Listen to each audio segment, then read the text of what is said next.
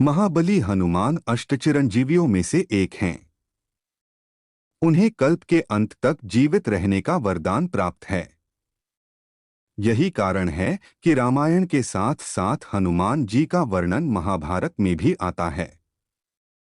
महाभारत में उनके द्वारा भीम के अभिमान को भंग करने और अर्जुन के रथ की रक्षा करने के विषय में तो हम सभी जानते ही हैं, किंतु हरिवंश पुराण में एक वर्णन ऐसा भी आता है जब श्री कृष्ण ने बजरंगबली के द्वारा बलराम जी, सुदर्शन चक्र, गरुड़ एवं देवी सत्यभामा का अभिमान भंग करवाया था। श्री कृष्ण कभी ऐसा नहीं चाहते कि उनका कोई भी प्रिय अहंकार के वश में आए। इसी कारण वे समय समय पर अपने प्रियजनों का अहंकार भंग करते ही रहते थे। किंतु एक बार स्वयं उनकी माया से महाबली बलराम, सुदर्शन चक्र, गरुड़ एवं उनकी पत्नी सत्यभामा अहंकार के वश में आ गए। वैसे मैं ये बताना आवश्यक समझता हूँ कि इस कथा में मूल रूप से सुदर्शन, गरुड़ एवं सत्यभामा जी का ही वर्णन है। बलराम जी का प्रसंग मूल रूप से इसमें नहीं है, क्योंकि वे स्वयं श्रीहरि के अवतार हैं। कदाचित जब उन्हें शेषावतार के रूप में प्रचारित किया जाने लगा, तभी उनका प्रसंग भी इसमें जोड़ दिया गया होगा। तो कथा ऐसी है कि श्री कृष्ण के माया के प्रभाव से बलराम जी, सुदर्शन, गरुड़ एवं माता सत्यभामा एक ही समय अहंकार के प्रभाव में आ गए। द्वैत नामक एक महाशक्तिशाली वानर था जो स्वयं को हनुमान जी से भी अधिक शक्तिशाली बताता था। वो राजा पौंड्रक का सेवक था जो स्वयं को कृष्ण ही बताता था। तो वे दोनों वास्तव में श्री कृष्ण और हनुमान जी की प्रसिद्धि का श्रेय स्वयं लेना चाहते थे। उसी महापराक्रमी द्वैत वानर का बलराम जी ने अपने केवल एक ही मुष्टि प्रहार से वध कर दिया था। तब उनके मन में अपने बल के प्रति तनिक अहंकार का भाव आ गया। सुदर्शन ने एक बार देवराज इंद्र के वज्र को निष्क्रिय कर दिया था, जिससे उसे भी अपने बल का अभिमान हो गया। गरुड़ प्रभु के वाहन थे। उनकी गति अतुलनीय थी और उन्हें अपने वेग का ही अभिमान था। अपनी पत्नी सत्यभामा के लिए श्री कृष्ण ने स्वर्ग पर चढ़ाई कर देवताओं से युद्ध किया और पारिजात को डोट प्राप्त किया। इससे सत्यभामा जी को ये अभिमान हो गया कि वे ही श्री कृष्ण की सबसे प्रिय पत्नी हैं। श्री कृष्ण तो मायापति हैं, उन्हें इनके अभिमान के विषय में पता चल गया। ये सभी उन्हें अत्यंत प्रिय थे, अतः उन्हें अभिमान के वश से निकालना आवश्यक था। तब बहुत सोच विचार कर श्री कृष्ण ने निर्णय लिया कि एक पवनपुत्र हनुमान ही हैं जो अकेले इन सभी का गर्व तोड़ सकते हैं। यह सोचकर उन्होंने गरुड़ को आज्ञा दी कि वे महाबली हनुमान को सूचित करें कि वे उनसे मिलना चाहते हैं और उन्हें लेकर द्वारिका आ जाएं। उस समय हनुमान जी गंधमादन पर्वत पर एकांतवास कर रहे थे, जो द्वारिका से लगभग 250 योजन दूर था। श्री कृष्ण की आज्ञा पाकर गरुड़ तीव्र गति से तत्काल गंधमादन की ओर उड़े और शीघ्र ही वहां पहुंच गए। वहां वे हनुमान जी से मिले और उन्हें श्री कृष्ण का संदेश दिया। हनुमान जानते थे कि कृष्ण और राम एक ही हैं। उन्होंने गरुड़ से कहा कि पक्षीराज, ये मेरा सौभाग्य है कि प्रभु ने मुझे स्मरण किया है। आप चलिए, मैं शीघ्र ही आता हूं। इस पर गरुड़ ने कहा कि हे महाबली, द्वारिका यहाँ से बहुत दूर है, अतः आप मुझ पर बैठ जाएं, मैं आपको अतिशीघ्र द्वारिका पहुंचा दूंगा। इस पर हनुमान जी ने कहा, हे पक्षीराज, आप मेरी चिंता ना करें, आप चलिए, मैं आपसे पहले ही द्वारिका पहुंच जाऊंगा। हनुमान जी को ऐसा बोलते देखकर गरुड़ के अभिमान को ठेस लगी।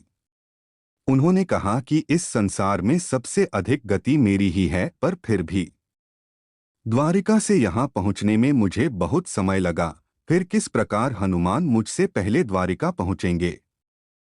वे तीव्र गति से द्वारिका की और बढ़े ताकि वहां पहुंचकर हनुमान की गति को मात दे सकें। गरुड़ की गति वास्तव में अद्वितीय थी, किंतु पवनपुत्र तो फिर पवनपुत्र थे।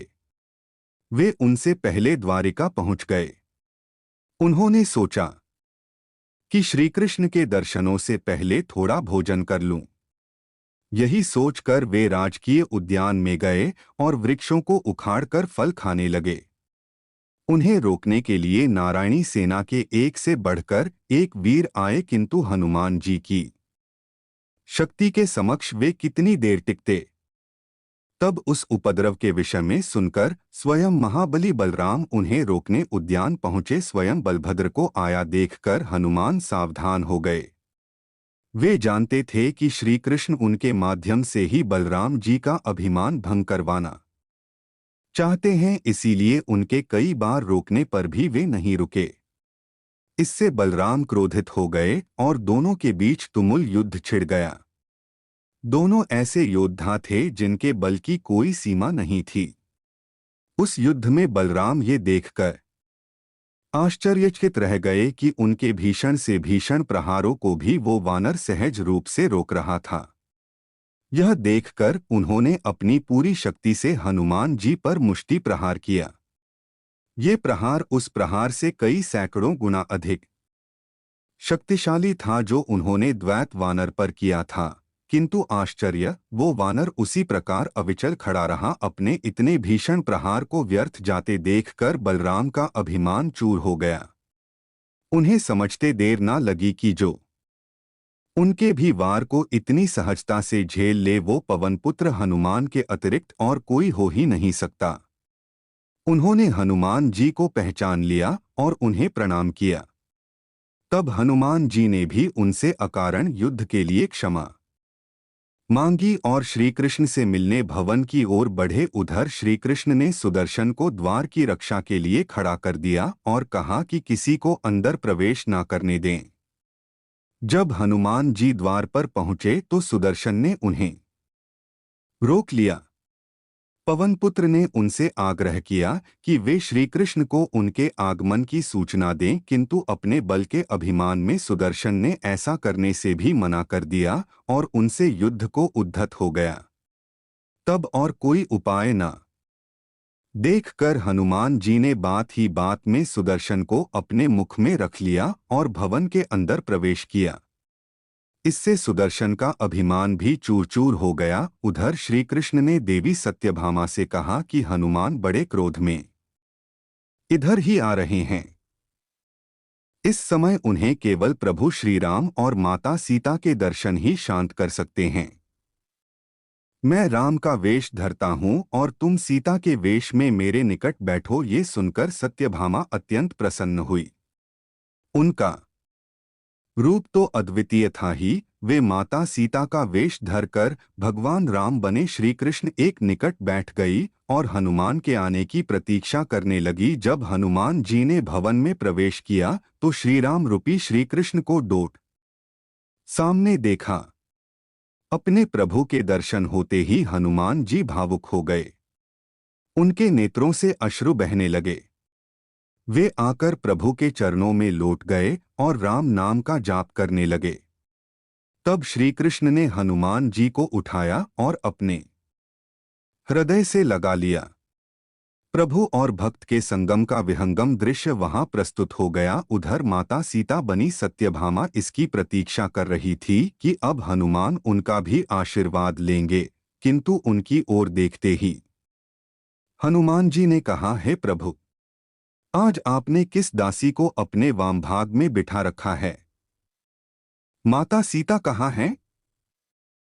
ये सुनकर श्रीकृष्ण ने तत्काल माता रुक्मिणी को वहां आने को कहा।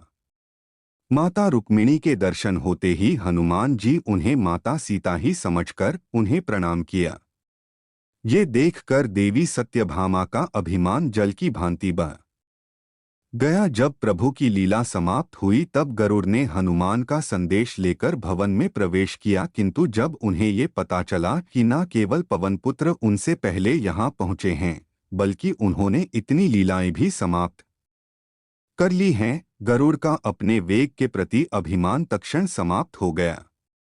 इस प्रकार श्रीकृष्ण ने बजरंगबली के माध्यम से एक ही बार में अपने सभी प्रियजनों के अभिमान को भंग कर दिया।